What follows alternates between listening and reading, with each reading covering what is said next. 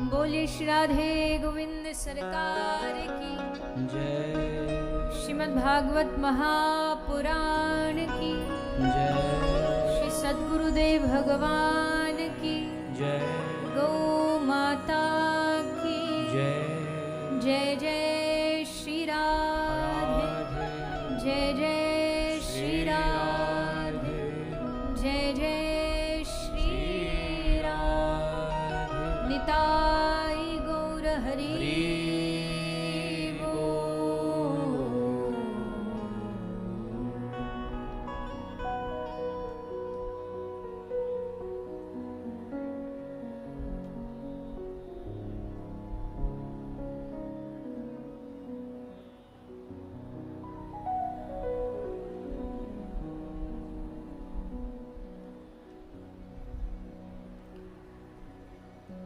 आइए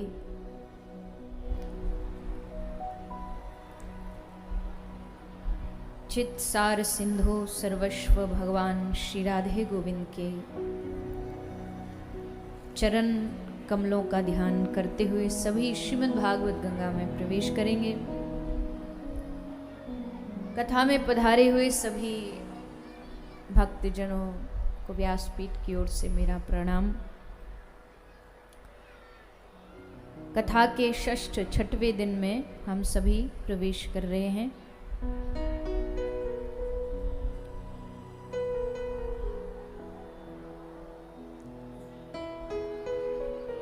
सभी से निवेदन है, सभी एकदम शांति बनाए रखें, आपस में बातचीत ना करें। कथा आरंभ हो चुकी है तो सब इसी ओर ध्यान देंगे और शांति का परिचय देंगे।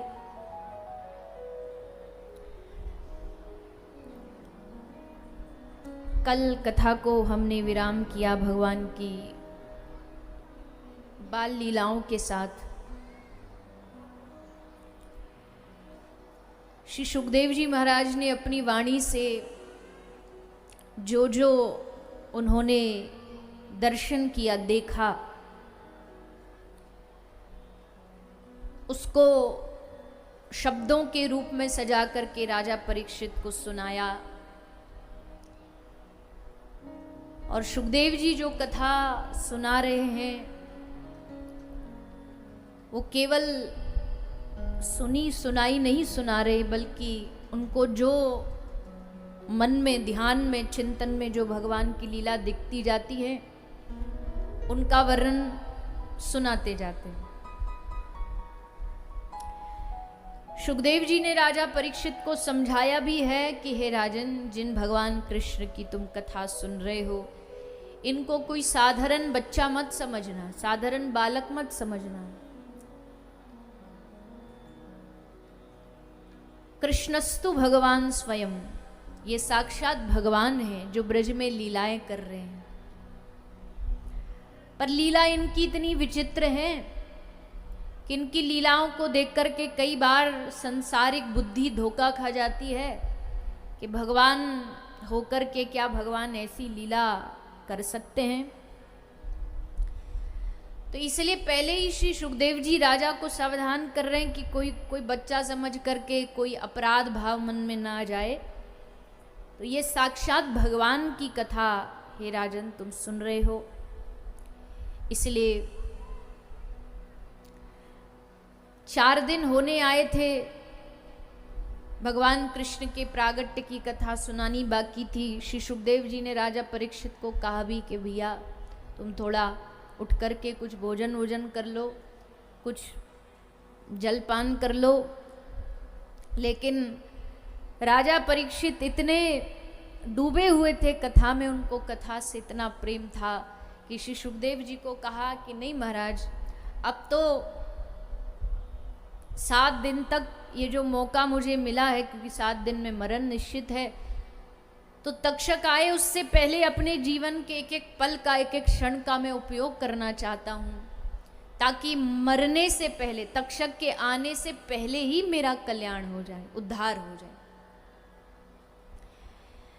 तो श्री सुखदेव जी महाराज समझ गए कि राजा परीक्षित कोई साधारण श्रोता नहीं है, इसके हृदय में भगवान की भक्ति की चाह है, और जहाँ चाह होती है, कहते हैं जहाँ चाह वहाँ राह। जहाँ भगवान को पाने की कामना होती है वहाँ भगवान मिल ही जाते हैं। अब हमारी कामना भगवान को पाने की है ही नहीं, हमारी कामना बस इतनी है लड्डू पेड़ा मिल जाए, कथा में प्रसाद बढ़िया मिल जाए, नाचना गाना बढ़िया हो जाए। तो जो हमारी चाह होती है वही हमें मिल जाती है। भंडारे में बढ़िया भोजन प्रसादी मिल जाए तो जैसी चाह वैसी कृपा मिल जाती है। लेकिन जो भगवान से या भगवान के जो भक्त हैं या भगवान की जो कथा है उससे केवल इतनी चाह रखता है कि हम कथा सुने, हमारे मन में भगवान की भक्ति आके विराजमान हो जाए। क्योंकि हमारे हृदय में भक्ति आके विराजमान होगी तो उस भक्ति के आने से हमारे हृदय में और जितने भी दोष हैं सब दुम दबा के भाग जाएंगे। ब्रज के प्रवक्तागण महापुरुष उदाहरण देते हैं एक गांव था, नगर था, उस नगर में एक सेठ जी रहते थे। तो नगर सेठ थे, बढ़िया पैसा लगा के उन्होंने 2 मंजिला घर बनाया, बड़ा उसमें पैसा बढ़िया लगा करके सब चीज़ें लगा करके अच्छा खासा बंगला बनाया। अब बना तो दिया सेठ जी ने घर, पर घर में बच्चे 2 ही थे, एक बेटा एक बेटी। बेटी की शादी हो गई सो ससुराल चली गई, बेटा पढ़ने के लिए उसको दूसरे देश भेज दिया। अब रह गए सेठ सेठानी। अब सेठ सेठानी ने सोचा एक तो घर इतना बड़ा, इतने बड़े महल में 2 ही जने रहते हैं, वैसे भी डर लगता है, फिर इसकी साफ सफाई, इसकी देखभाल। तो इससे अच्छा सेठ जी ने सोचा इसके जो ऊपर वाले कमरे हैं उनको हम किराए पे चढ़ा देते हैं, तो इसकी साफ सफाई होती रहेगी, देखभाल होती रहेगी। तो उन्होंने अखबार में प्रचार जो निकालते हैं, एडवर्टाइजमेंट जो निकालते हैं, वो निकलवा दिया कि किराए पर उपलब्ध है। तो उस खबर को, सूचना को सुन के 3-4 नौजवान लड़के आए। नौजवान लड़के आए, बोले हमको कमरा चाहिए, हम यहाँ पढ़ने आए हैं तो हमको किराए पे दे दो। अब सेठ जी एक पल के लिए तो थोड़ा सा संकोच करे कि जवान लड़के हैं, 3-4 लड़के हैं, कहीं को उल्टा सीधा यहाँ काम शुरू ना कर दें। कहा भी सेठ जी ने, देखो भैया हमारे घर कमरा मिल जाएगा, पर उसकी शर्त है कि तुमको यहाँ कोई नशा नहीं, कोई शराब इत्यादि नहीं, कोई बुरा काम नहीं करोगे। हम बोले नहीं नहीं सेठ जी, हम तो बड़े सीधे बालक हैं, हम तो वो पढ़ाई करेंगे, सीधा कॉलेज जाएंगे आएंगे, बस कुछ नहीं। सेठ जी बोले ठीक है तो रह जाओ। सेठ जी ने रख लिया। अब 2-4 दिन तो ठीक रहे और उसके बाद फिर उन्होंने अपना रंग दिखाना शुरू किया। बाहर से लड़कों को ले आते, ताश खेलना, शराब पीना, पर स्त्री गमन करना, बड़े सारे व्यभिचार के भरे उनमें दुर्गुण थे। अब तो सेठ जी ने देखा कि ये तो गलत लोग आ गए हमारे घर में। सेठ जी ने कहा निकलो, हमको नहीं देना तुमको किराए पे। अब वो जो एक तो जवान लड़के, ऊपर से थोड़ा दबंग किस्म के थे, खबरदार हमको निकालने की कोशिश करी तो हम नहीं जाएंगे यहाँ से, हमने पैसा दिया तुमको किराए का। बोले ले जाओ पैसे। बोले नहीं हम नहीं निकलेंगे। डेरा जमा के बैठ गए, कब्जा करके बैठ गए। अब बेचारे बुढ़े से सेठ जी थे, सोचे हम इनसे लड़ भी नहीं सकते, मुकाबला नहीं कर सकते, बेचारे क्या करें, चुप रहे। फिर क्या हुआ, बोले फिर एक दिन सेठ जी चौराहे पर बैठे ऐसे ही चाय वाय पी रहे थे नुक्कड़ पे, सोई खबर आपस में बातें लोग कर रहे थे कि जी शहर में नए एसपी साहब आ रहे हैं, और जो एसपी और डीएसपी इन सबको तो सरकारी मकान मिलता है, पर जो मकान में एसपी साहब को मिलने वाला था उसमें थोड़ी मरम्मत का काम चल रहा है। तो जब तक मरम्मत नहीं हो जाती एसपी साहब को रहने के लिए घर चाहिए, कोई बढ़िया घर मिल जाएगा एसपी साहब को तो रहने के लिए घर चाहिए। सो सेठ जी की तुरंत दिमाग की घंटी बजी। सेठ जी बोले हमारा घर है, हमारे पास खाली जगह है। तो बोले कितना किराया? बोले 1 रुपया भी नहीं, फ्री, निशुल्क, कोई किराया नहीं देना। बोले फ्री में? बोले हाँ, बस उनसे तो बस इतना ही बोल दो कि आकर के वो पर रह जाएं हमारे घर में, हमें इसके अलावा और कुछ भी नहीं चाहिए। तो क्या हुआ,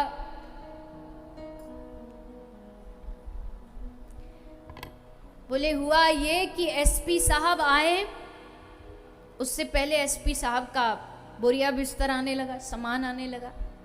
ऑफिसर आता तो उसके तो आगे पीछे बड़े लोग चलते हैं ना, सामान चलता है, तो वो आने लगा। तो उन लड़कों जो दबंग लड़के थे उन्होंने पूछा ये किसका सामान है और यहाँ क्यों ला रहे हो, जानते नहीं हमारा कमरा, हम रहते हैं यहाँ पे। तो सेठ जी ने मुस्का के कहा कि यहाँ एसपी साहब रहने आ रहे।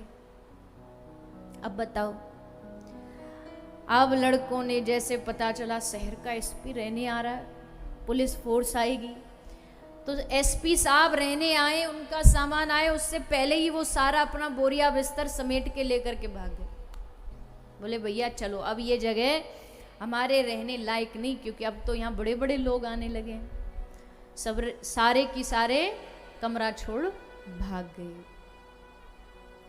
अब ये कहानी क्या है? ये कहानी है हमारी, सेठ जी कौन, हमने मकान बनाया। मकान कौन सा? ये शरीर। ये शरीर बढ़िया मकान भगवान ने हमको दे दिया। और क्यों दिया था ये मकान? कि इस मकान में, अपने इस शरीर में, इस हृदय में, अपने मन में, अपने चित्त में हम भगवान को बसाएं। लेकिन हुआ क्या, यहाँ आकर के 2-4 गलत लोग दबंग बन करके इस हृदय में, हमारे मन में डेरा जमा के बैठ गए। कौन से लोग? काम, क्रोध, लोभ, मोह, मद, मत्सर, इन सब ने डेरा जमा लिया हृदय में। अब जीव मतलब इंसान कहता है इन सब दुर्गुणों से कि जा हमारे पास से निकल के चला जा, पर ये दुर्गुण तो एकदम जम के बैठ गए। बोले हम नहीं जाएंगे, उल्टा हमें ही आंख दिखा रहे, हम नहीं जाएंगे ये घर छोड़ के। तो फिर क्या क्या करना चाहिए? बोले तो फिर करना ये चाहिए, जैसे एसपी साहब आए वैसे ही भगवान से बड़ा इस दुनिया में कौन होगा। और भगवान हृदय में आए उनसे पहले, जैसे एसपी साहब के आने से पहले उनका सामान आता है, वैसे भगवान के आने से पहले हमारे हृदय में कौन आता है? बोले भगवान के आने से पहले आती है भक्ति देवी। भक्ति हृदय में आती है, और भक्ति जैसे मन में आएगी ना, ये जितने भी दुर्गुण जो डेरा जमा के बैठे थे डर के मारे, ये मन को छोड़ करके, हमारे शरीर को छोड़ करके भाग जाएंगे कि भैया अब ये जगह हमारे रहने लायक नहीं बची, क्योंकि अब यहाँ भगवान आ रहे हैं, अब तो यहाँ बड़े अफसर आ रहे हैं, अब यहाँ हमारा टिकना संभव नहीं, छोड़ो ये जगह को। क्योंकि अगर वो आ गए ना तो डंडा मार मार के भगाएंगे, इससे बढ़िया पहले ही अपना झोला लेकर के निकल जाओ। तो एक ही रास्ता है इस हृदय में, जब भक्ति देवी आती हैं पीछे पीछे भगवान आते हैं, और जब भक्ति को आता देखते हैं तो ये सारे हमारे भीतर जो अवगुण हैं वो रास्ता छोड़ के भाग जाते हैं। इसलिए भगवान से प्रार्थना करिए, हे प्रभु हमारे हृदय में भक्ति देवी का निवास हो, हमारे चित्त में भगवान के भजन करने की उमंग पैदा हो, ताकि हमारा हृदय आपका, हृदय भुवन प्रभु तोरा जहाँ आए बसे बहु चोरा, तो ये आपका ही भवन बन जाए, आपका घर बन जाए, इसमें से सब जो चोर हैं ये सब निकल के भाग जाएं। तो ये संभव तभी होता है जब या तो गुरु कृपा होती है, संत कृपा होती है, या सत्संग के माध्यम से भगवान हमारे हृदय में आते हैं। तो ऐसे भगवान जब हृदय में आते हैं तो हृदय आनंद से भर जाता है। वही भगवान आनंद कंद जब ब्रज में आए तो ब्रज में हर्ष उल्लास आनंद की पूरी वर्षा होने लगी। चारों ओर ब्रजधाम में सब गोपीजन, ग्वालाजन, यशोदा, नंद, सब लोग कन्हैया को देख देख करके बड़े सिहाते, बड़ा आनंद होता कृष्ण को देख करके, कृष्ण का दर्शन करके। जैसा कल आपने सुना कैसे गोपियाँ नित्य कोई ना कोई बहाना खोज करके कृष्ण के, कन्हैया के दर्शन करने पधारती। ब्रज में खूब आनंद चल रहा था। फिर एक कथा आई जो आप हम सब ने कल सुनी। भगवान हो गए 7 वर्ष के। भगवान ने देखा कि आज सब लोग बढ़िया नहा धो के नए नए कपड़ा पहन करके श्रृंगार करके ऐसे लग रहा कोई त्योहार आ गया। तो भगवान ने पूछा यशोदा मैया से, मैया अरे ओ मैया आज लगे कछु त्योहार को दिन है, पर मैया दिवाली तो कल चली गई, सो आज कौन सो दिन है, आज कौन सो त्योहार है। तो मैया बोली लाला आज हम सब जय जय बाबा की पूजा करवेवा रहे। तो छोटे बच्चे होते हैं ना तो भगवान तो समझते नहीं, तो मैया यही बोलती है जय जय बाबा। अब ठाकुर जी मन ही मन सोच रहे सबरी दुनिया हमने बनाई पर ये जय जय बाबा कौन सी बला है, ये तो हमको भी ना पता। छोटे बच्चा को तो ऐसे ही कह के जब लाला सोते नहीं तो मैया यशोदा कहती लाला सो जा नहीं तो हवा आ जाएगा। तो ठाकुर जी कहते हवा कौन है। आज भी जहाँ ठाकुर जी का घर है नंदगांव, वहाँ नीचे 2 पत्थर हैं जिनका नाम हाउ बिलाऊ है। तो मैया यशोदा उन पत्थरों को दिखा के कन्हैया को डराती थी कि दूध ना पिएगो तो ये हाउ बिलाऊ आ जाएंगे। सो ठाकुर जी बोले मैया कौन से जय जय बाबा की कह रही है तू। मैया बोली मैं कह रही हूँ हमारे जय जय बाबा हैं इंद्र देवता, उनकी पूजा। पर मैया उनकी पूजा करवे ते का होगो। मैया बोली इतनो दिमाग ना है मेरे भीतर तेरे सबरे प्रश्नन को उत्तर दूं। तो एक काम कर अपने बाबा ढोरे जा, वही तो कुछ सबरे उत्तर देंगे। सो आए कन्हैया आकर के बाबा से बोले बाबा इंद्र की पूजा क्यों। बाबा ने कहा कि लाला इंद्र हमारा अन्नदाता है। इंद्र ही तो बारिश करता, किसान के लिए तो फसल के लिए तो बारिश कितनी जरूरी है। इंद्र देवता नहीं राजी होंगे तो फिर बारिश नहीं होगी। तो इसलिए हमारे अन्न के दाता, हमारे जीवन के दाता इंद्र देवता, इसलिए हम पूजा करते हैं उनकी। बाबा ने लाला ने कहा राम राम राम। अरे बाबा ये कोई पूजा है? ऐसी कोई पूजा होती है कि अपने काम बनाने के लिए पूजा कर रहे हैं कि वर्षा हो जाए इसलिए पूजा। देखो भगवान ने कितनी अच्छा सिद्धांत समझाया हम सबको। हम सब लोग भी तो ऐसे करते हैं, कोई काम बनवाना हो तो हाँ प्रभु हमारा ये काम बन जाए इसके लिए हम ये काम कर रहे हैं। लेकिन भगवान इसका विरोध करते। भगवान कहते अपनी इच्छा पूर्ति के लिए कर रहे हो, ये पूजा का सही तरीका नहीं है। और वैसे भी भगवान ये सब लीला इसलिए कर रहे हैं कि इंद्र का मान बहुत बढ़ गया, इंद्र में अभिमान बहुत बढ़ गया। इसलिए भगवान ने सोचा कि अब इसका अभिमान थोड़ा कुचलना चाहिए, नष्ट होना चाहिए। तो भगवान ने, श्री नंद बाबा ने कहा बेटा इंद्र की नाय करे तो फिर कौन की पूजा करे। तब ठाकुर जी ने कही किसकी पूजा करो, बोलिए ना जोर से, श्री गिरिराज महाराज की पूजा करो। श्री गिरिराज जी की पूजा करोगे तो बातें का होगो। बोले बातें देखो हमारी आराध्य है गौ माता, और गौ माता जिन गिरिराज जी पे जाकर के चारा खाती हैं, वनस्पतियां खाती हैं, अमृत जैसा दूध देती है, उन गिरिराज जी की पूजा करो। नारायण भगवान का ही अवतार है, इसलिए सब लोग गिरिराज जी की पूजा के लिए राजी हो गए। सब अपने अपने घरों से अपना व्यंजन भर के ले चले श्री गिरिराज जी की शरण में। पूजा हुई, पूजा ठाकुर जी कर रहे हैं। अब गिरिराज जी और ठाकुर जी कोई अलग थोड़ी है, एक ही है। अब पूजा कर रहे हैं, अब सब देख रहे हैं अरे भैया या गिरिराज जी को जो भगवान ठाकुर है या को मोड़ो कछु कछु कन्हैया ते ना मिलतो झुलतो है का। एक बोलो अरे बाब रे काय को कन्हैया, तो यू कन्हैया हमारो ठहरो चोर, या कोर भगवान को भलो कहा मेल। अरे लगे तेरी आंख में कछु परेशानी है, देख ध्यान ते। तो ठाकुर जी ने पूजा करा दी। पूजा करने के बाद अब गिरिराज जी को भोग लगायो। भोग लगाए तो गिरिराज जी प्रकट है के सबरे 56 भोग पा गए। अब ब्रजवासी ने आंख खोल के देखी तो सबरो भोजन खाली बोले अरे कन्हैया यू तेरो कैसो देवता, हमारो देवता इंद्र कम ते कम हमारे निया थोड़ो प्रसाद तो छोड़ दो, तेरो तो सबरो चट्ट कर गयो। अब देखो हम सब भी जो कथा में भोग लगाते हैं ना 56 भोग, तो उस पे नजर इसलिए गड़ी रहती है क्योंकि पता है कि भोग लगने के बाद हमारे पेट में जाएगा। ठाकुर जी तो अरोगने नहीं, सो हमारे ही घर में प्रसाद रूप में आएगा। तो ठाकुर जी बोले चिंता ना करो, हमारो देवता अगर लेनो जाने तो देनो भी जाने, आंख बंद करो। तो सबन ने आंख बंद करी और फिर जैसे आंख खोली तो जो पात्र सबरे खाली पड़े, आंख खोलते ही देखी सबरे पात्र भोजन से, मिठाइयों से, व्यंजनों से भरे हुए। जैसे भरे पात्र देखे ब्रजवासी बड़े राजी हुए, गिरिराज जी की जय घोष करी, बोलिए गिरिराज महाराज की। अरे भैया तेरो देवता तो बड़ो बढ़िया है, यानी तो सबरो माल वापस दे दियो।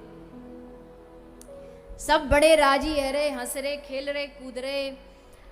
तभी इंद्र को सूचना पहुंच गई, इंद्र को सूचना पहुंच गई कि महाराज गजब हो गया, इन ब्रजवासियों ने तो आज इतना बड़ा अपराध कर दिया। बताओ कितने सालों से आपकी पूजा होती ब्रज में आ रही थी और इस साल ये पूजा को रोक दिया गया, बंद कर दिया गया।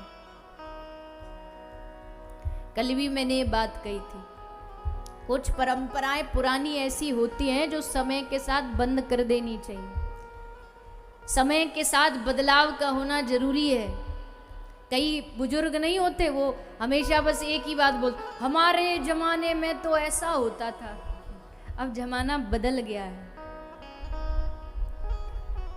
जमाने समय के साथ चलो, समय के साथ परिवर्तन को, बदलाव को स्वीकार करो। गलत बदलाव को स्वीकार मत करो, पर जो बदलाव सही है समाज के लिए उसको स्वीकार करने में कभी भी संकोच नहीं करो। कुछ ऐसी गलत रूढ़िवादी परंपरा हमको बता दी जाती है, बिल्ली आ गई रास्ता वापस ले जाओ। अरे कौन से शास्त्र में लिखा है ऐसा?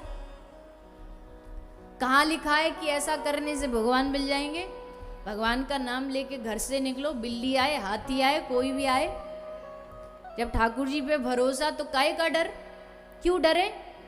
फलाने दिन कपड़ा नहीं धोना, फलाने दिन ये नहीं करना, वो नहीं करना, ये सब शास्त्र में कहीं नहीं लिखा है। अगर लिखा हो तो ही मानो, ऐसे किसी की बनी बनाई बातों को अंधा होके मानते चले गए, ऐसे नहीं मानना चाहिए। धार्मिक बनो पर अंधविश्वासी मत बनो। खासकर माताओं में ये थोड़ा ज्यादा होता है, भोली वाली होती है ना, तो जो बता दे कोई भी सोई मान लेती है। अच्छी चीज मानो, शास्त्र की चीज मानो, सत्संग सुन के जो बातें अच्छी बताई जा रही उनको मानो, पर बेकार की रूढ़िवादिता नहीं। तो ब्रजवासियों ने कन्हैया की बात मानी।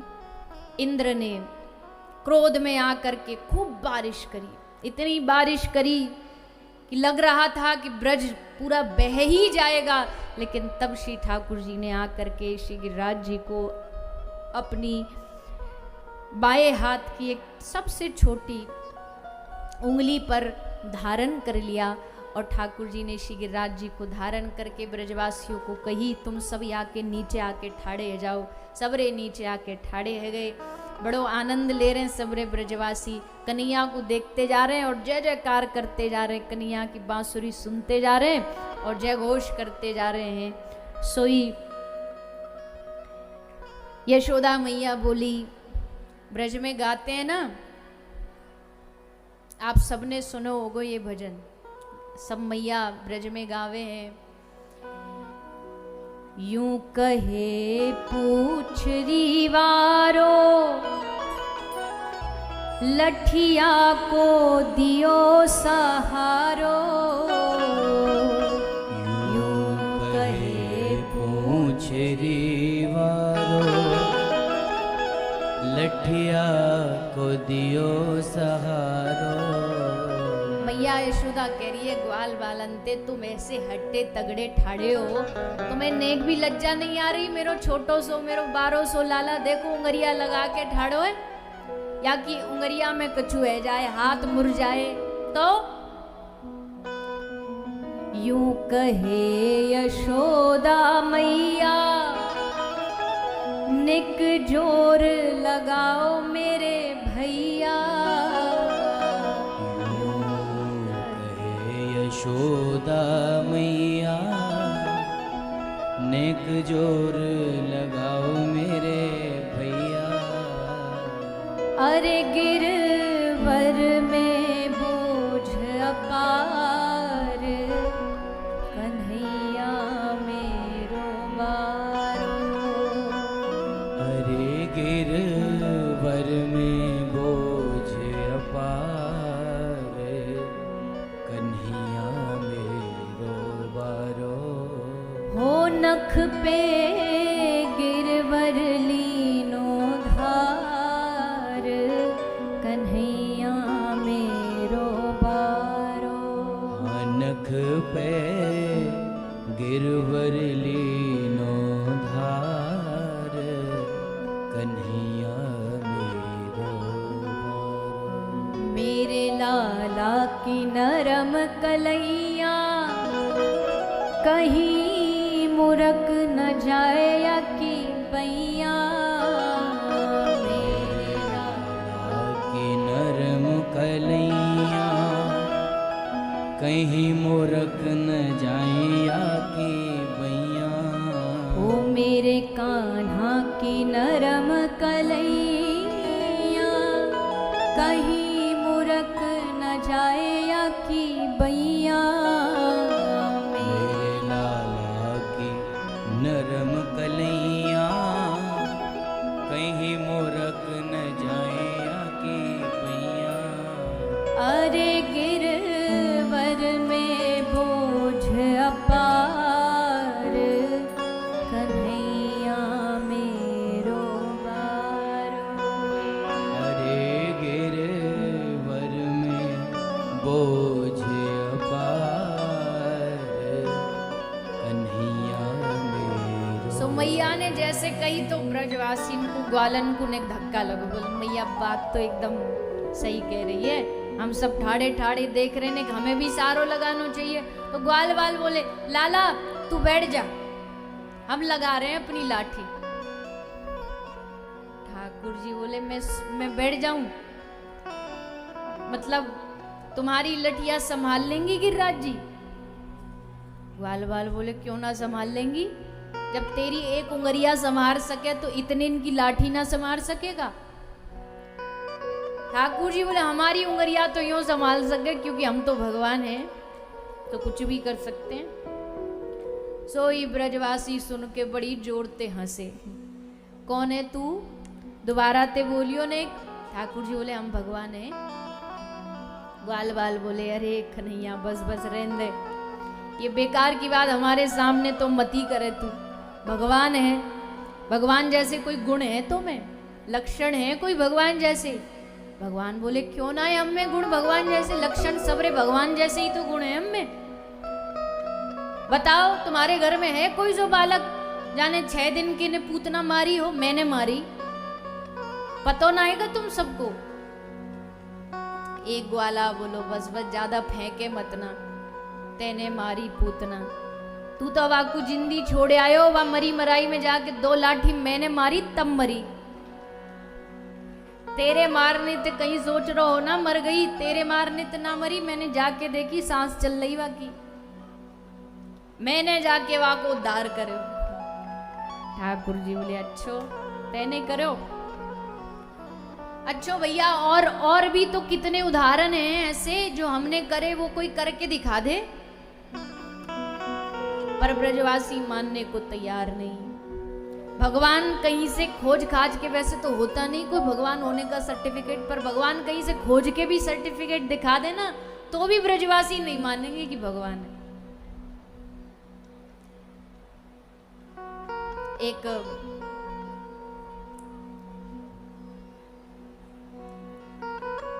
कदम खंडी एक जगह है, एक तो ये कदम घंडी है जहाँ कल हमारे आए थे यजमान जी दौलत सिंह जी, जहाँ कथा हुई थी। एक कदम घंडी ब्रज में है, कामा के पास, काम्य वन के पास। तो उस कदम घंडी में क्या कहानी है, कथा क्या है, लीला क्या करी भगवान ने। बोले एक संत रहते थे छिनाभा जी, तो वो ब्रज की परिक्रमा लगाते थे और ब्रज की परिक्रमा ऐसे लगाते थे कि एक दिन में पूरी 84 को उस परिक्रमा लगा लेते। आप पूछोगे कैसे, तो ये तो बताना बस की नहीं है, क्योंकि भक्तों की बात तो भक्ति जानते हैं।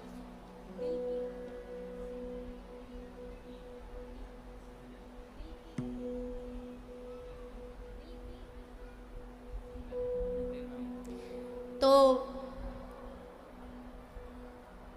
एक दिन में पूरी ब्रज की परिक्रमा लगाते थे। परिक्रमा लगाते लगाते जब बरसाना के पीछे कदम खंडी पे पहुंचे, बड़ा घनघोर वन है, आज भी वहां बड़ा घनघोर वन है, झाड़ियां हैं बहुत सारी कांटेदार। तो बाबा की जटाएं बड़ी लंबी लंबी थी, बहुत लंबी लंबी जटा थी बाबा की। तो परिक्रमा लगाते जा रहे थे, ठाकुर जी के ध्यान में थे। आते आते बाबा की जटा जा करके उलझ गई झाड़ियों में, पूरी झाड़ियों में, और उलझी भी ऐसी कि सुलझे ना, और सुलझे भी तब जब खुद उलझाने वाला सुलझाना चाहे तब।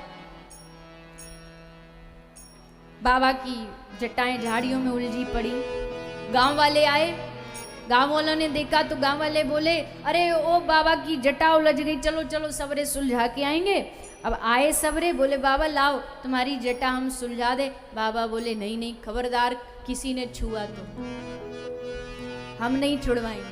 बोले बाबा यहीं पड़े पड़े ऐसे ही मर जाओगे क्या? बोले नहीं, जिसने उलझाई है वही आके सुलझाएगा तो सुलझवाएंगे, तुम सबसे नहीं सुलझवाएंगे। ठाकुर जी ने उलझाई, वही आए सुलझाए।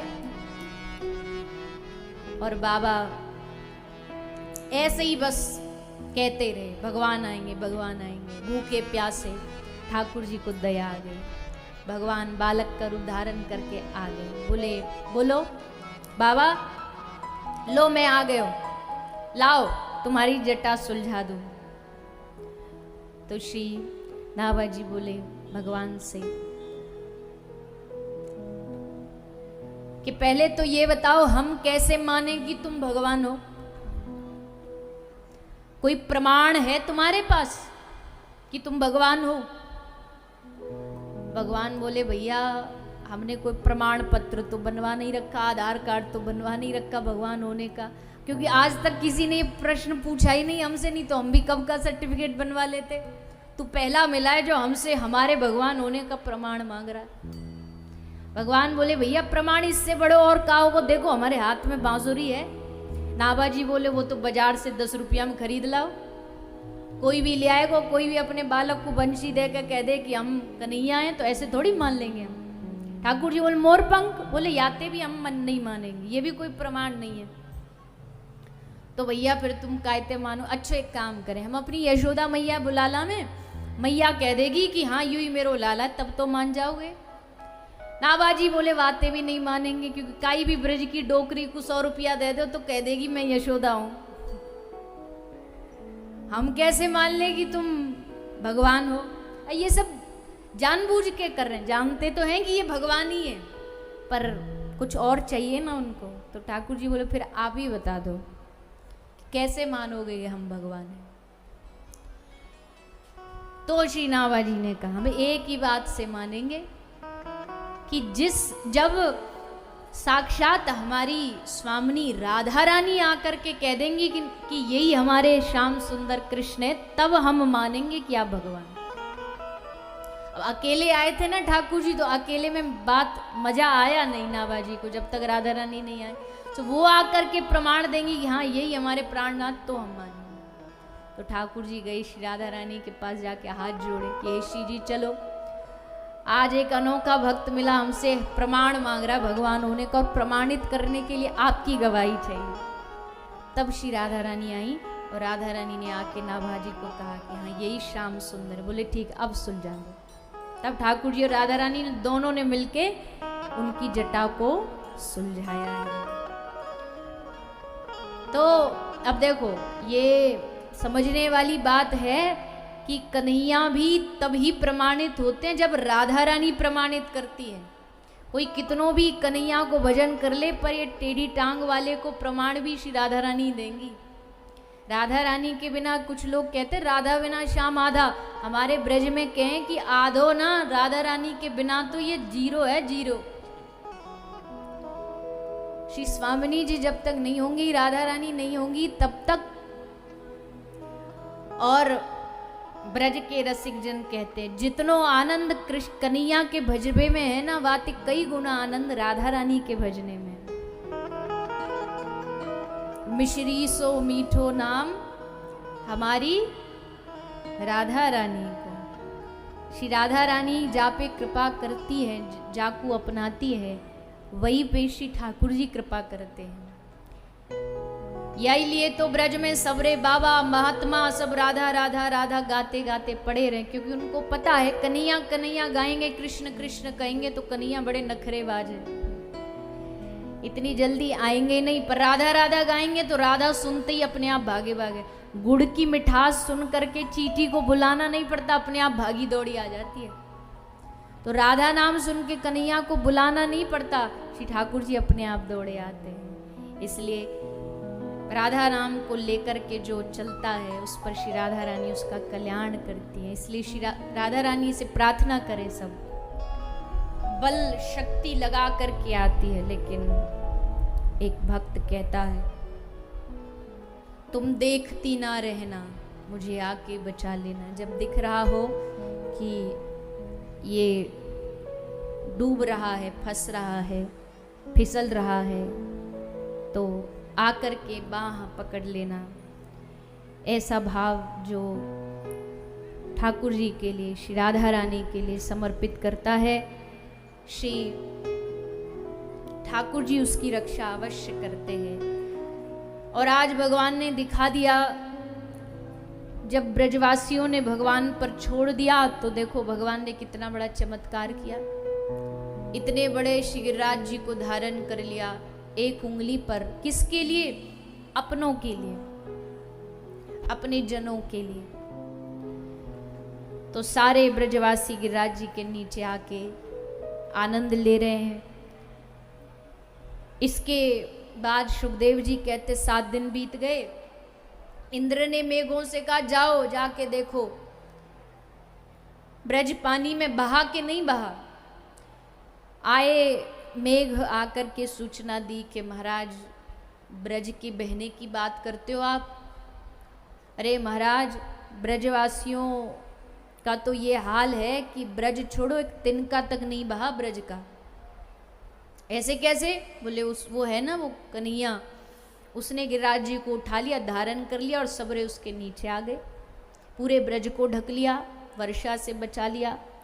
क्या 7 साल के बच्चे ने इतना बड़ा पर्वत उठा लिया एक उंगली पर? ये तो किसी साधारण बच्चे की सामर्थ्य नहीं, ये तो साक्षात सच्चिदानंद हमारे भगवान हैं, जिनके अवतार ग्रहण का निवेदन करने खुद स्वयं इंद्र आया था। लेकिन क्या करें, भूल गया, अभिमान सर पर चढ़ा हुआ था, इसलिए याद नहीं रहा कि हमने इनसे निवेदन किया था अवतार लो, और आज उन्हीं भगवान के विरोध में आकर के खड़ा हो गया। इंद्र ने आकर के भगवान से क्षमा मांगी, स्तुति की, भगवान से निवेदन किया। भगवान ने इंद्र को क्षमा करके उसका कल्याण, उस पर कृपा की है। इस प्रकार श्री गिरिराज धरण की ये कथा सुनाई गई। इसके बाद नंद बाबा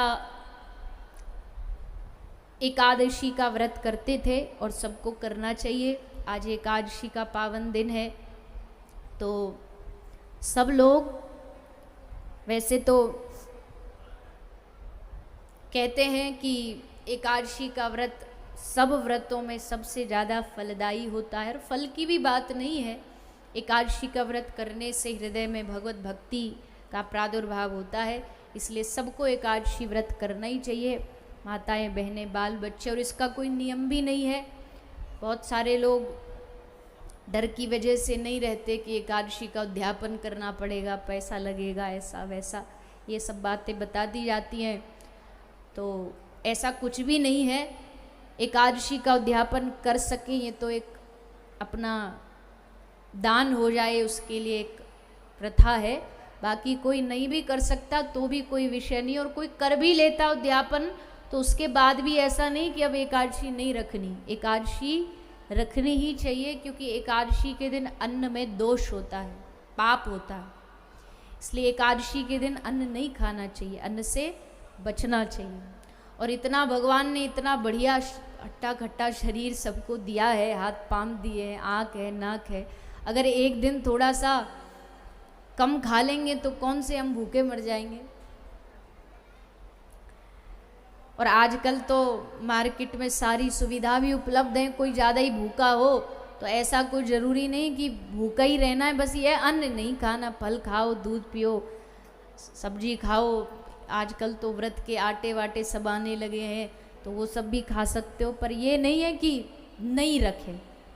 सबको एकादशी व्रत रखना चाहिए। जो रखते हैं बड़ी अच्छी बात है, और जो नहीं रखते हैं वो अब से रखना आरंभ कर देना कि महीने में 2 एकादशी आती हैं, दोनों एकादशी का व्रत बहुत आवश्यक है। अब भगवान के पिता हैं, वो व्रत कर रहे हैं एकादशी का, तो बताओ अब कोई ये कहे कि एकादशी का व्रत पुण्य प्राप्ति के लिए, इसके लिए हो, तो नंद बाबा को कौन सा पुण्य चाहिए? अरे जिसका घर में भगवान बालक बन के खेल रहा उसको कौन से पुण्य की जरूरत है। लेकिन इसके करने से और हृदय में भाव उत्पन्न होता है, इसलिए एकादशी व्रत सबको करना चाहिए।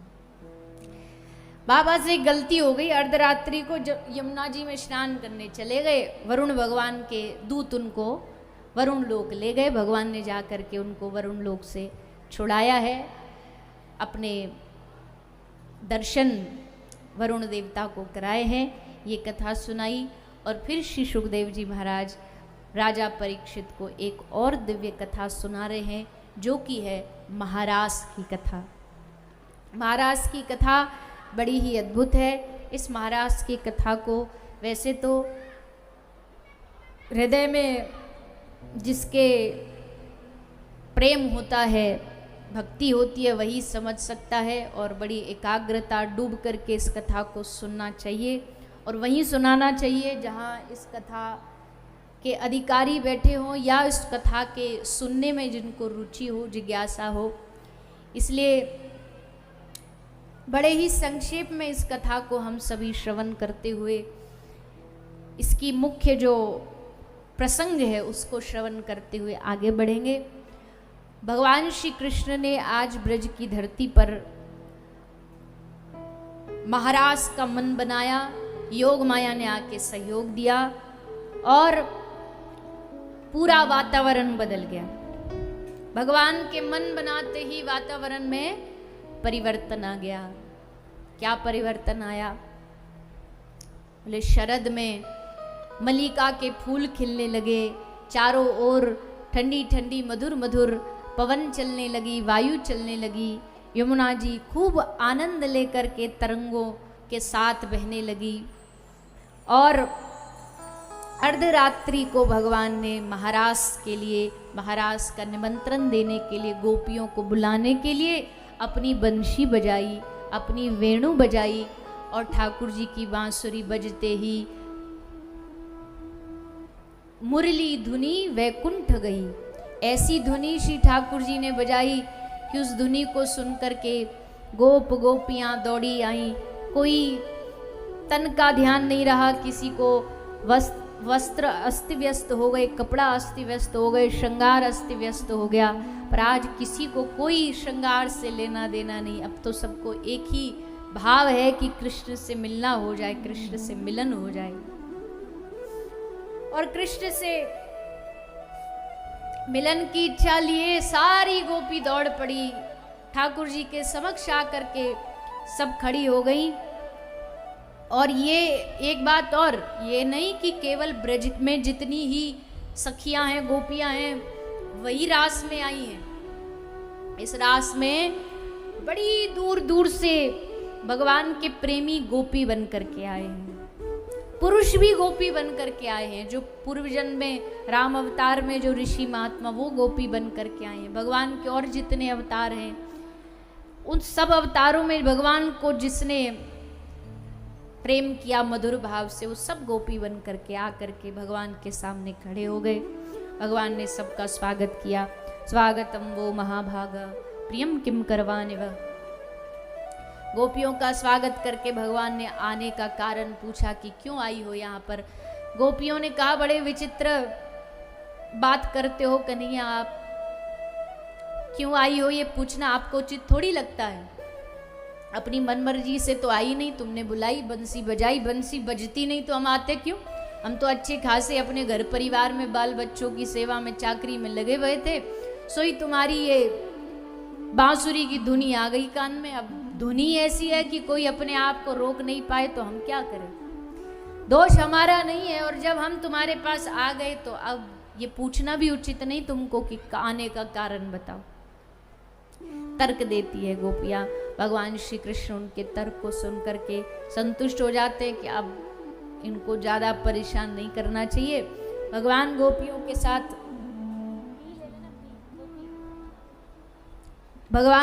के साथ विहार करने लगते हैं।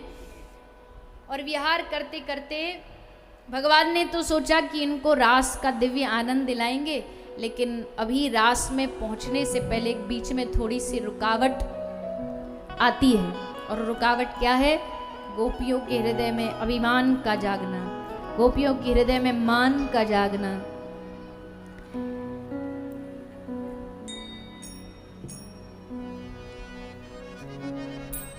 श्री सुखदेव जी ने बड़ा सुंदर शब्द उपयोग किया, सौभग मद। दो तरह का अभिमान होता है। एक तो बुराई करके अभिमान पैदा होता है, एक अभिमान अच्छे गुणों का अभिमान होता है। और ये अच्छे गुणों वाला अभिमान, हम भक्ति करते हैं, हम भजन करते हैं, हम सत्संग करते हैं, ये अभिमान बड़ा खतरनाक है। हमसे बड़ा कोई भजनानंदी नहीं, हमसे बड़ा कोई भगत नहीं।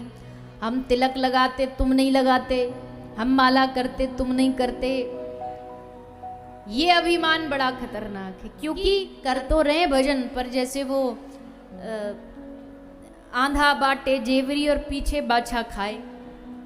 अंधा जेवरी बटता जा रहा है, अब दिखाई तो देता नहीं, सुबह से सांझ तक जेवरी बटी पर हाथ कुछ नहीं आया। क्यों? क्योंकि पीछे बछड़ा एक बैठा था और वो वहाँ बुनता जा रहा था जेवरी को, और वो बछड़ा खाता जा रहा था। तो वहीं के वहीं सब हिसाब बराबर हो जाता है। आदमी 16 माला करता है, 1 लाख नाम जप करता, और उसके बाद फिर कहता है कि हमने किया, तो सारे किए कराए पर पानी फिर जाता है, सब नष्ट हो जाता है साथ के साथ। इसलिए गोपियों के हृदय में जैसे अभिमान आया, भगवान सब गोपियों को छोड़ करके अंतर ध्यान हो गए, चले गए उस धरा को छोड़ करके। और जब श्री कृष्ण चले जाते हैं, तब ब्रज में गोपियों के हृदय में विरह उत्पन्न होता है। और वो विरह ही एक सुंदर भाव को प्रकट करता है, और वो भाव गोपी गीत का भाव है, जो बड़ा ही अद्भुत भाव है गोपियों का, जिसमें गोपी श्री कृष्ण का आवाहन करती हैं, पुकारती हैं, बुलाती हैं। भाव बड़ा प्यारा है, लेकिन हम समय अनुसार बस कुछ 2-4 श्लोकों का पाठ करेंगे। श्लोक तो गोपी गीत में 19 है। 19 श्लोकों में गोपी ने इस गीत को गाया है, किंतु हम सभी संक्षेप में इस गोपी गीत को प्रणाम करते हुए इस प्रसंग को प्रणाम करेंगे। गोपी कहती है, जयति ते धीकम् जन्मना व्रजः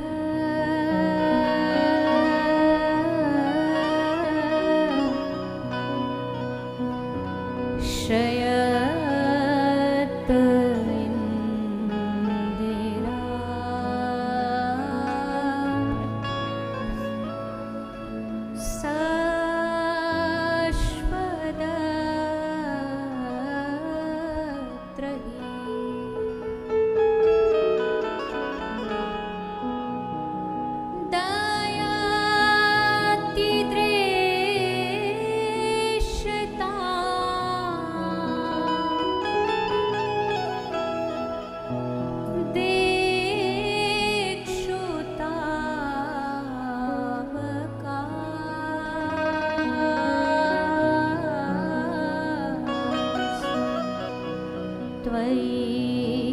धृता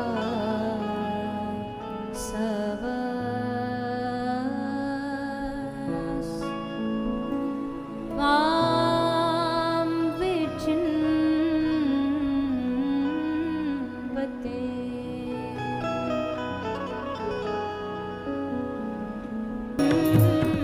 भुवि प्रणम्यते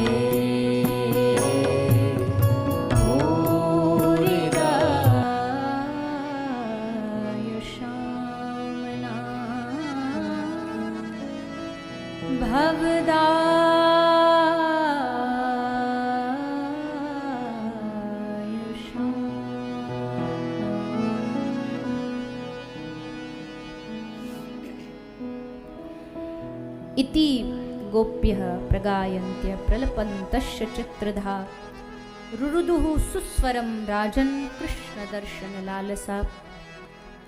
इस गोपी गीत में अनेक भाव छुपे हुए हैं। गोपी का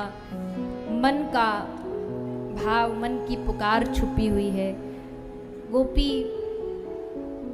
अपनी वाणी से, अपने भाव से भगवान को रिझाती है, प्रसन्न करती है।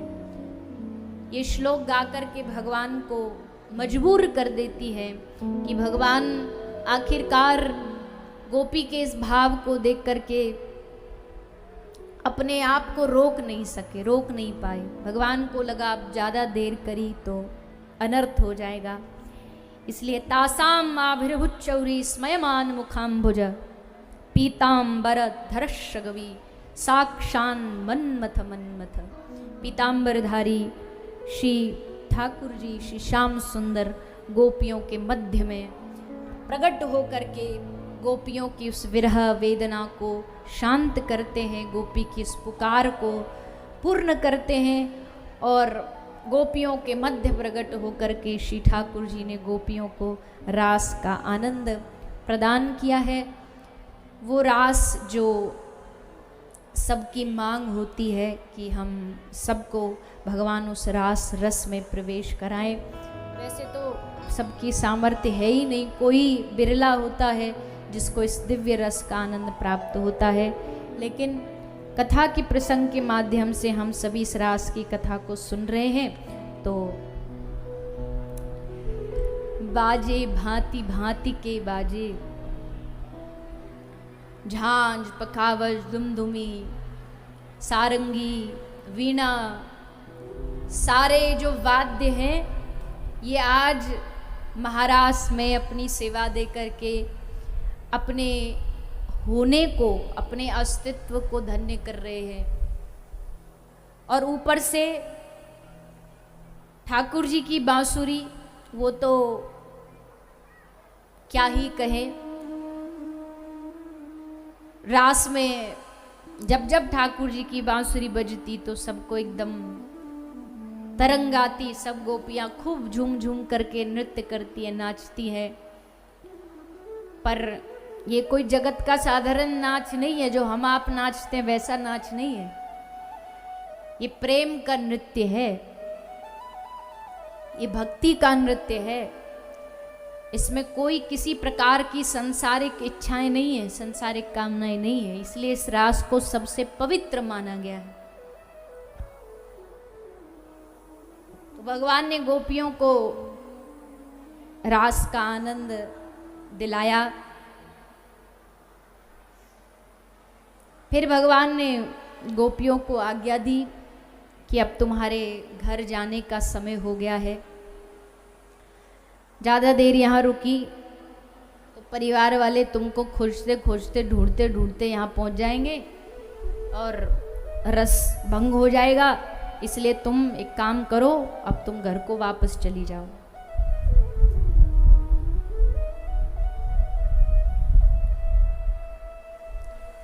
तो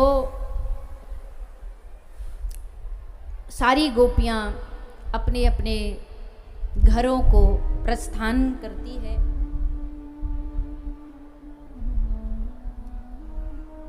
अपने अपने घरों को वापस जाती हैं। श्री ठाकुर जी ने इस रस में सबको डुबा करके सबके जीवन को धन्य कर दिया।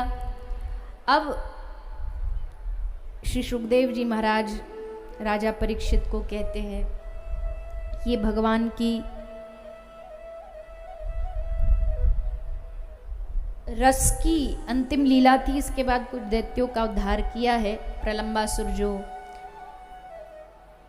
बछड़े के रूप में आया था, भगवान ने उस प्रलंबासुर का उद्धार किया है, उस पर कृपा की है। और फिर भगवान ने मथुरा जाने का मन बनाया, क्योंकि अब भगवान समझ गए थे कि अब समय आ गया है कि अब हमें मथुरा प्रस्थान करना चाहिए। मथुरा में और मथुरा के जो लोग हैं, मथुरा में हमारे जो माता पिता हैं, वसुदेव देवकी, वो भी बाट निहार रहे हैं, बाट जो रहे हैं कब कृष्ण आएगा और इस कारागार से हमें मुक्त कराएगा। लोग कहते हैं उनके जीवन में बड़ा दुख है, पर देखो भगवान के माता पिता होकर के क्या कष्ट सहा है। एक माँ से एक बालक छिन जाए तो, एक बालक की उसकी आंखों के सामने मृत्यु हो जाए तो उसकी दुख, उसकी पीड़ा वही समझ सकती है। आंखों के सामने देवकी के 6 पुत्रों को मार दिया गया एक एक करके, और 8वां हुआ भी तो होते ही उसको भेजना पड़ा यशोदा के पास, यशोदा मैया के घर। तो भगवान ने सोचा कि अब समय आ गया है कि उनको कारागार से बाहर निकालने।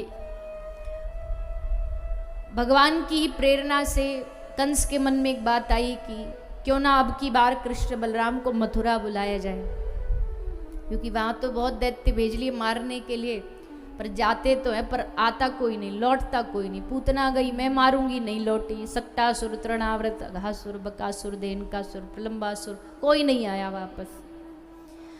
तो अब की बार कृष्ण बलराम को यहीं बुलाने की योजना बनाई। अक्रूर जी को भेजा, अक्रूर जी आए, ब्रज में बताया कि मैं कृष्ण को लेने आया हूँ। ये बात सुन करके ब्रज में हाहाकार मच गया, हमारो कन्हैया हमते दूर जा रहे हुए। 3 दिन की कह करके श्री ठाकुर जी वहाँ से गए हैं, लेकिन ब्रजवासियों का हृदय जानता है कि इस वादे में कहीं सच्चाई नहीं है, ये वापस नहीं आने वाले हैं। लेकिन कृष्ण के सुख में ही हमारा सुख है। प्रेम वही होता है जहाँ उनके सुख में अपना सुख देखा जाए। तो इसलिए किसी ने कोई विरोध नहीं किया, आग्रह निवेदन करे, रोते रहे, लेकिन कोई निवेदन नहीं किया। कृष्ण के जाने पर अगर उनको खुशी मिलती है तो यही सही। श्री कृष्ण चले गए मथुरा की ओर। मथुरा जाकर के भगवान ने कंस के उद्धार की योजना बनाई। कंस ने भी पूरी योजना बना रखी थी, जैसे तैसे इस कृष्ण और बलराम को मिल करके हम योद्धाओं के हाथों से छल कपट से मरवा देंगे। लेकिन ठाकुर जी से बड़ा बलशाली पराक्रमी कौन होगा। भगवान ने जाकर के सबसे पहले कुबलिया पीड़ हाथी का उद्धार किया, धनुष भंग किया। भगवान अपने ग्वाल बालों के साथ मथुरा भ्रमण पर गए। मथुरा भ्रमण करते हुए भगवान ने अपने जनों पर कृपा की, धोबी पर कृपा की, और फिर भगवान युद्ध भूमि में पहुँचे, अखाड़े में पहुँचे। युद्ध करते करते सब जितने भी दैत्य वहाँ खड़े थे, बलशाली पहलवान खड़े थे, भगवान ने जाकर के सबको पटक लगाई, सबका उद्धार किया और फिर अंत में कंस का पाप का घड़ा भर चुका था। भगवान कंस के पास जाते हैं, कंस को पकड़ करके सिंहासन से नीचे फेंकते हैं और वहीं कंस का उद्धार हो गया। चारों ओर से देवता पुष्प वर्षा करने लगे। मथुरा में मानो उत्सव आ गया। कंस मरा तो कोई त्योहार आ गया। इस पापी ने जीना हराम कर रखा था। भजन पूजा कहीं करने नहीं देता, यज्ञ करने नहीं देता। इसके जाने से अब लगता है कि मथुरा फिर से हंसने लगेगी, फिर से हरी भरी खुशियां यहाँ पर फिर से आगमन होगा खुशियों का। भगवान श्री कृष्ण ने कंस के साथ साथ कंस के और भ्राता भाई थे, उनका भी उद्धार किया और फिर माता पिता को और उग्रसेन महाराज को कारागार से मुक्त करा दिया। उग्रसेन महाराज ने कहा कि हे कृष्ण तुम राजा बन जाओ। श्री कृष्ण ने कहा कि मेरे पास अभी बहुत दायित्व है और वैसे भी मुझे ब्रज वापस जाना है, राजा बन जाऊंगा तो यहाँ फंस जाऊंगा, इसलिए अभी ये दायित्व आप ही संभालो। उग्रसेन राजा को राज्य दे दिया गया, उनको सिंहासन पर बैठा दिया गया। लेकिन महाराज उग्रसेन कोई भी काम बिना कृष्ण से पूछे नहीं करते।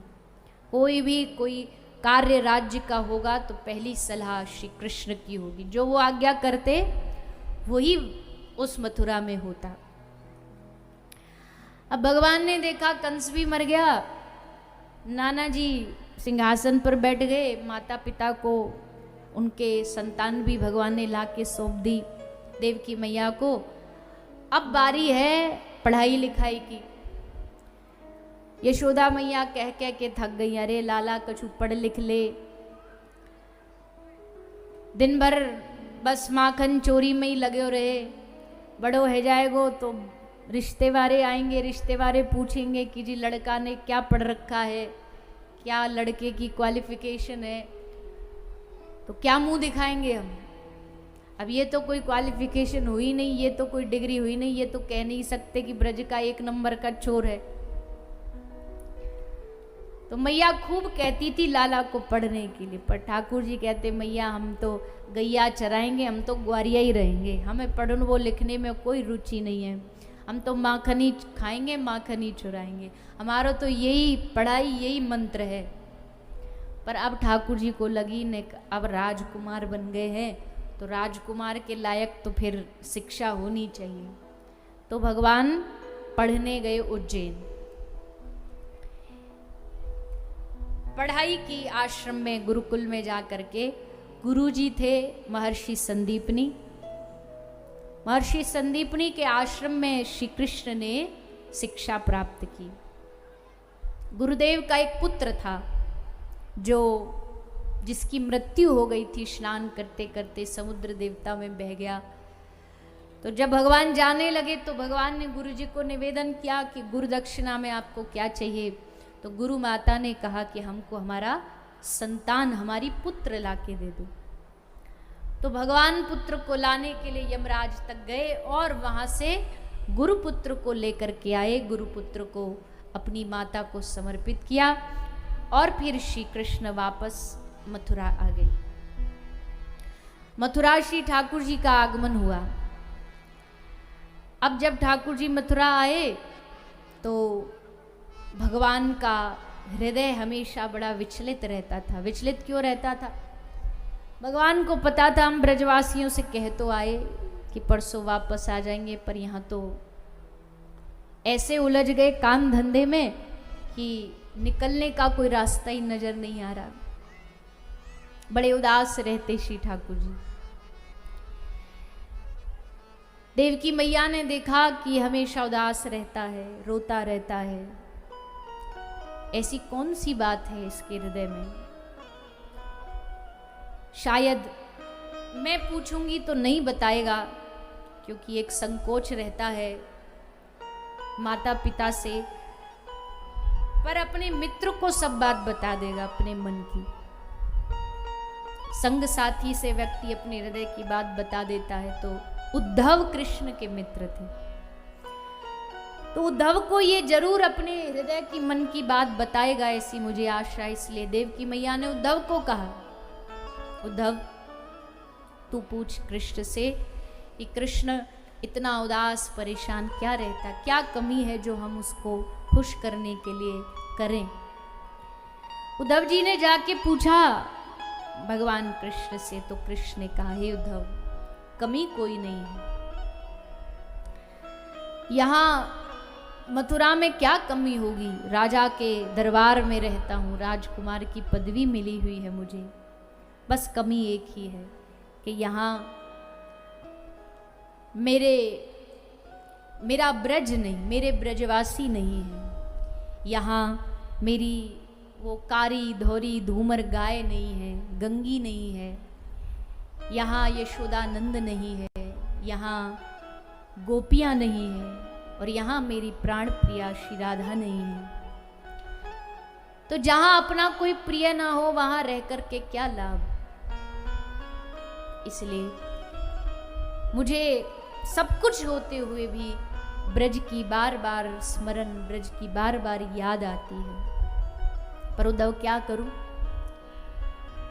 यहाँ इतनी जिम्मेदारियां सौंप रखी हैं मुझे राज दरबार की, किससे निकल भी नहीं पा रहा हूं।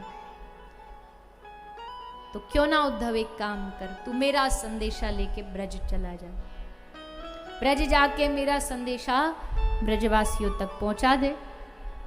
पहले तो उद्धव जी ने बड़े रौब से कहा कि वो ब्रज वाले मेरी भाषा क्या समझेंगे। बड़े अद्भुत ज्ञानी थे उद्धव जी, वेदों के मर्मज्ञ थे, शास्त्रों के ज्ञाता थे। अब जो ज्यादा ही कुछ ज्ञानी हो जाता तो फिर उसकी ज्ञानी की, उसके शब्दों में भी वो विद्वता तो होती है, लेकिन उसको साधारण जन नहीं समझ पाते, नहीं समझ सकते। उद्धव की भाषा, उद्धव की वाणी में ज्ञान तो बहुत था, पर भाव नहीं था, प्रेम नहीं था, और भाव के बिना तो ज्ञान अधूरा है, सूखा है।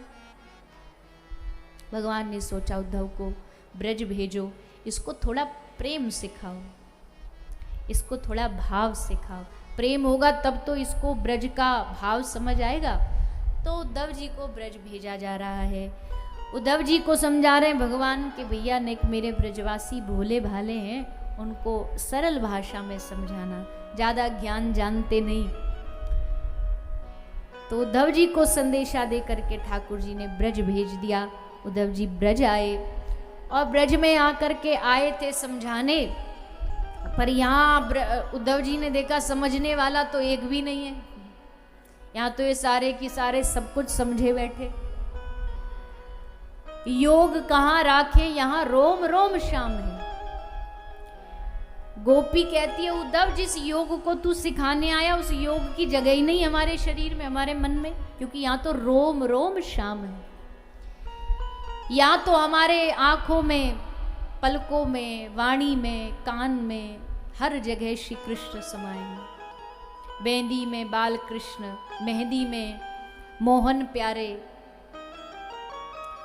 तो हे उद्धव ये ज्ञान की बातें हमको सिखाने की आवश्यकता नहीं, यहाँ ज्ञान सीखने की जगह ही नहीं है, ये प्रेमियों का साम्राज्य है, यहाँ प्रेम की बातें की जाती है। और उद्धव तुम क्या समझो प्रेम, ये तो प्रेम की बातें हैं उद्धव, बंदगी तेरे बस की नहीं है।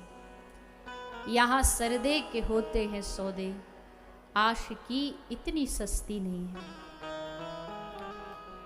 प्रेम सबको पचता नहीं है। जैसे शेरनी का दूध हर किसी पात्र में नहीं जचता ना, शेरनी का दूध किसी पात्र में रखो फट जाएगा, या तो स्वर्ण पात्र हो या शेरनी के स्तन से सीधा उसका शावक पिए, तब ही शेरनी का दूध सुरक्षित रहेगा, नहीं तो खराब हो जाएगा। तो प्रेम भी वैसा ही है। प्रेम के लिए कोई बिरले ही पात्र होते हैं, बिरले ही हृदय होते हैं जिनके हृदय में प्रेम जागता है। और ब्रज में आके उद्धव इस प्रेम को समझ गए कि हम कितने भी ज्ञानी बन जाएं, कितने भी विद्वान बन जाएं, लेकिन जब तक हमारे हृदय में कृष्ण प्रेम नहीं होगा तब तक ये ज्ञान फीका है, उद्धव जी गोपियों के चरणों में गिर गए। हे गोपी, ये प्रेम की भिक्षा हमें दे दो, ये कृष्ण प्रेम हमारी झोली में डाल दो।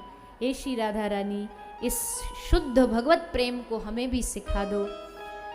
गोपियों ने कहा उसके लिए तो तुमको यहाँ रहना पड़ेगा।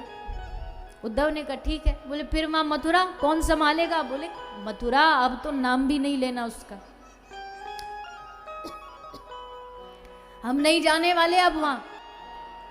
अब तक जितना भी हम जिए वहां पर हमें बड़ा अच्छा लगता था, भैया मथुरा है, नगर है, यहाँ ऐसा है वैसा है।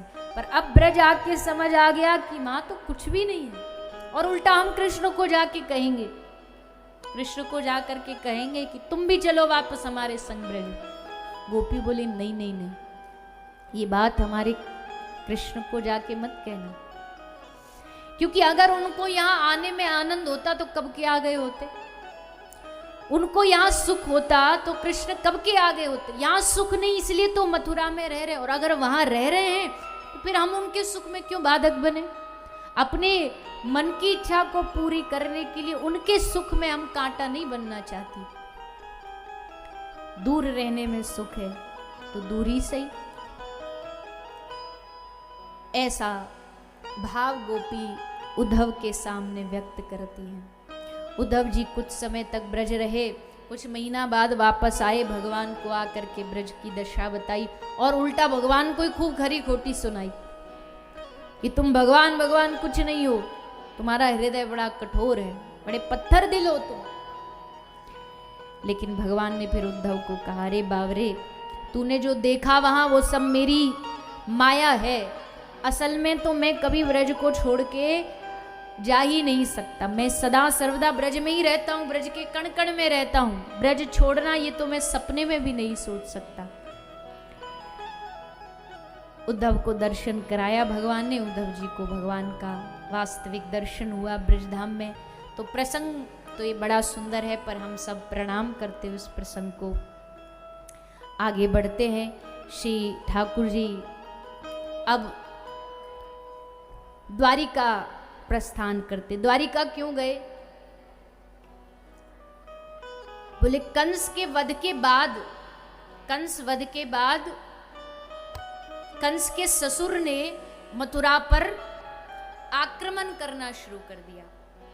बार बार मथुरा में आकर के धावा बोल देता, हमला बोल देता। भगवान श्री कृष्ण ने मथुरा को बचाने के लिए कई बार प्रयास किए, हर बार उससे लड़ के उसको हरा करके भगाया, पर ये मानता ही नहीं, बार बार आके युद्ध करता है। तो भगवान ने सोचा अब एक ही रास्ता है, ये स्थान बदल देना चाहिए। तो भगवान ने स्थान परिवर्तन किया और भगवान चले गए द्वारिका। द्वारिका समुद्र में जाकर के भगवान ने निवास किया, और वहां निवास करके भगवान ने अपने गृहस्थ धर्म में प्रवेश किया। भगवान ने 16,108 रानियों के साथ विवाह किया, जिसमें से प्रथम जो रानी है वो है माता रुक्मणी जी। रुक्मणी जी के साथ भगवान श्री द्वारिकाधीश का विवाह होता है, जिसका श्रवण पान आज हम सभी करने जा रहे हैं। श्री द्वारिकाधीश भगवान हम सबके मध्य पधारेंगे और आकर के माता रुक्मणी जी के साथ विवाह करेंगे। हम सब उसका दर्शन करेंगे बड़े आनंद के साथ। रुक्मणी जी कैसे भगवान से विवाह करती हैं, इसका वर्णन शुकदेव जी कर रहे हैं। श्री शुकदेव जी महाराज माता रुक्मणी जी के उस विवाह प्रसंग में हम सभी को लेकर के जाएंगे। हम सब उसका श्रवण पान करें। उससे पूर्व आइए संक्षेप में 2 मिनट जो सभी का स्वागत सत्कार है, क्योंकि उसके बाद फिर उत्सव शुरू हो जाएगा। कोई भी अभी खड़ा नहीं होगा, अभी कथा पूरी उत्सव की बाकी है, तो सभी बैठे बैठे ही दर्शन करेंगे, श्रवण करेंगे और फिर भगवान की शादी में, विवाह में प्रवेश करेंगे।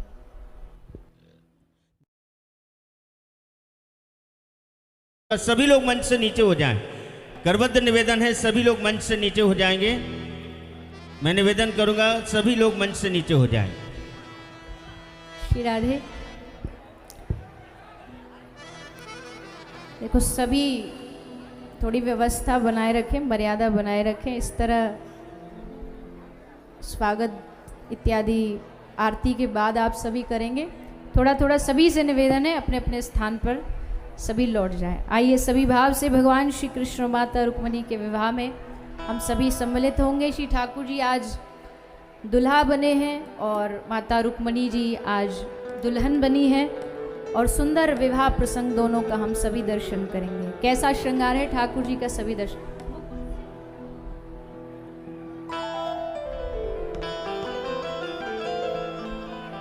मुकुट सिर मोर का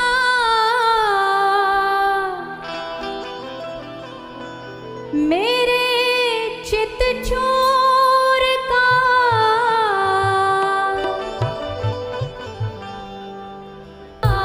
मुकुट सिर मोर का मेरे चित चोर का मेरे चित चोर का दो नैना नैना नैना दो नैना नैना नैना दो नैना सरकार के कटीले हैं कटार से। दो नैना सरकार के कटले हैं कटार से। देखो जब उठने के लिए नहीं बोला जाता तब तो खड़े हो जाते हो, और जब नाचने की बारी है तब बैठे हो। ऐसे ठाकुर जी के ब्याह में आए हो ना, तो फिर ब्याह में तो थोड़ा नाचना गाना चाहिए, तभी तो ब्याह जैसा लगेगा। तो सभी भाव से अपने अपने स्थान पर खड़े होकर के भाव से आनंद ले।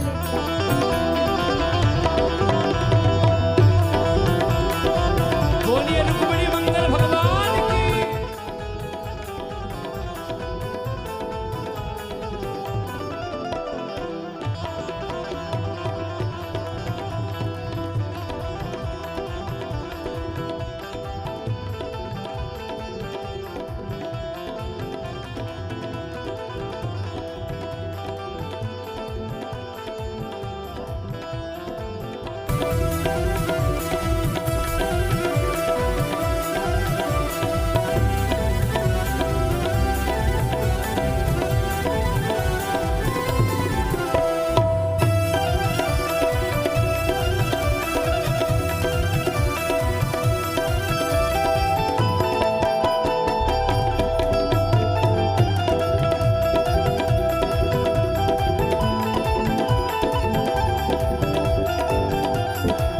नैना सरकार के कटले हैं कटार के।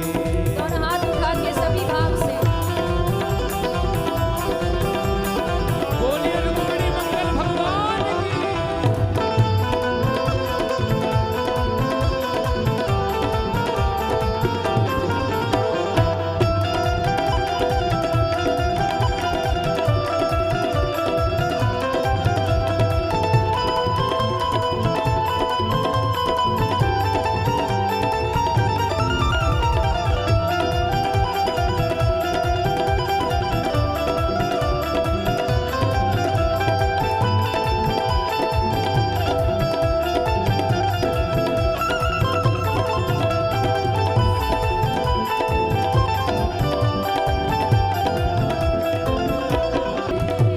नैना सरकार के कटीले हैं कटार से। बोलिए श्री रुक्मणी वल्लभ भगवान की।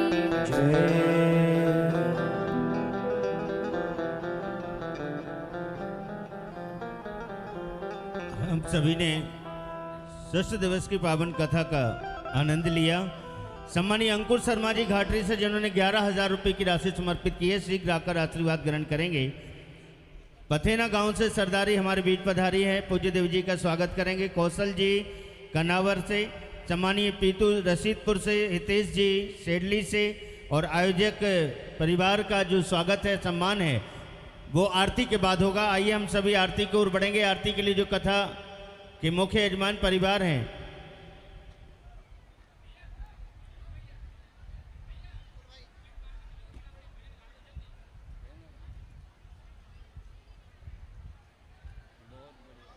एक भजन हम सभी श्रवण करेंगे, जिसके माध्यम से हम सभी भगवान के विवाह का आनंद लेंगे, उसके बाद आरती की ओर बढ़ेंगे।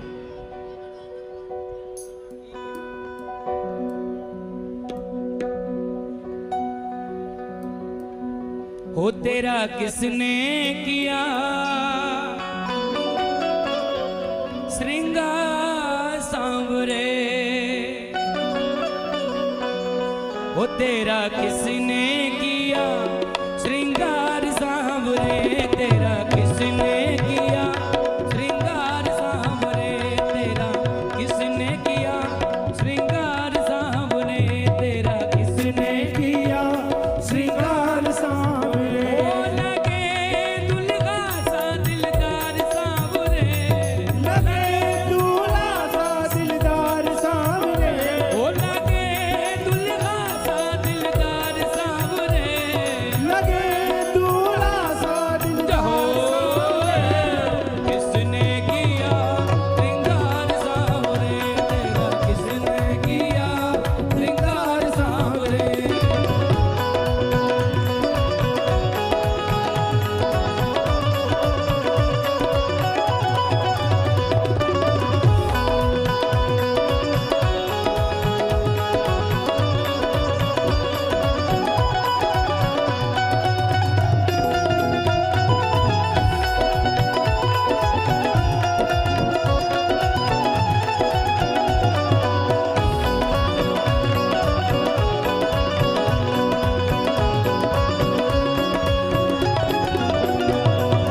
मस्तक पर मलिया गिर चंदन केसर तिलक लगाया, मस्तक पर मलिया गिर चंदन केसर तिलक लगाया, मस्तक पर मलिया गिर चंदन केसर तिलक लगाया, मस्तक पर मलिया गिर चंदन केसर तिलक लगाया। मोर मुकुट कानों में कुंडल इंद्र खूब बरसाया, और मुकुट कानों में कुंडल इत्र बहुत ललकाया। वो महकता रहे दरबार सांवरे, महकता रहे दरबार सांवरे, वो महकता रहे दरबार सांवरे। महकता रहे दरबार सांवरे। तेरा किसने किया श्रृंगार सांवरे,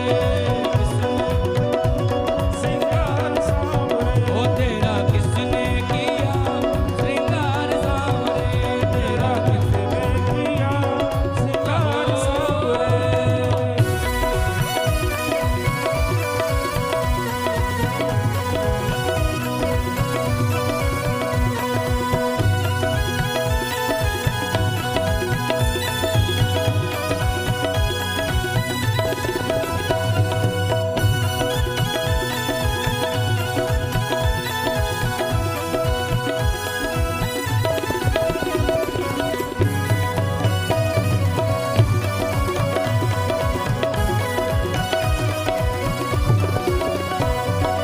बागों से कलियां चुन चुन कर सुंदर हार बनाया, बागों से कलियां चुन चुन के सुंदर हार बनाया। रहे सलामत हाथ सदा वो जिसने तुम्हें सजाया, रहे सलामत हाथों से वो जिसने तुम्हें सजाया। ओ बागों से कलियां चुन चुन कर सुंदर हार बनाया, बागों से कलियां चुन चुन के सुंदर हार बनाया। रहे सलामत हाथ सदा वो जिसने तुम्हें सजाया, रहे सलामत हाथ वो जिसने तुम्हें सजाया। वो सजाता रहे हर बार सांवरे, सजाता रहे हर बार सांवरे, सजाता रहे हर बार सांवरे। सजाता रहे हर बार सांवरे। तेरा किसने किया श्रृंगार सांवरे, तेरा किसने किया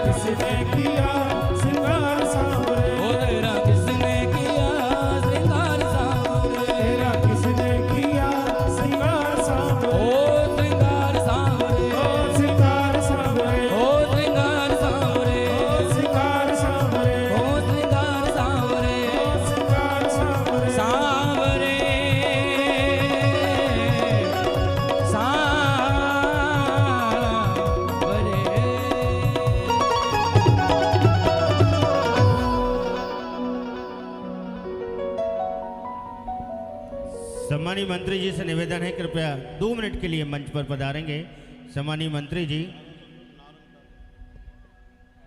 और साथ ही निवेदन है कि मंच पे थोड़ी सी व्यवस्था बना देंगे आप तो बड़ी कृपा होगी। जिनका काम मंच पर नहीं है अनावश्यक भीड़ ना लगाए मंच पर। जिनका स्वागत हो चुका है, जो स्वागत कर चुके हैं, जो आशीर्वाद ले चुके हैं, वो कृपया मंच से नीचे हो जाएं तो बड़ी कृपा होगी। मैं विशेष निवेदन कर रहा हूं, करबद्ध निवेदन आप सभी से, मंच की थोड़ी व्यवस्था बनाए रखें और मर्यादा बनाए रखें। सभी लोग नीचे हो जाएंगे। श्री राधे। तो आइए आप हम सभी मिलकर चलते हैं दिव्य मंगलमय आरती की ओर। आरती से पूर्व आए हुए सभी भगवत प्रेमी भक्तगणों से निवेदन, आप सभी अपने यथा स्थान पर खड़े होकर दिव्य मंगलमय आरती का दर्शन करें।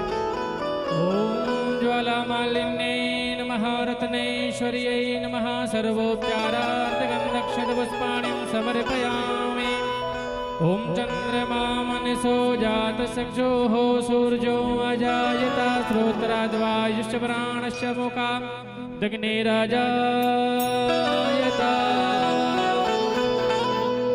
आरती कुंज बिहारी की, गिरधर कृष्ण मुरारी की।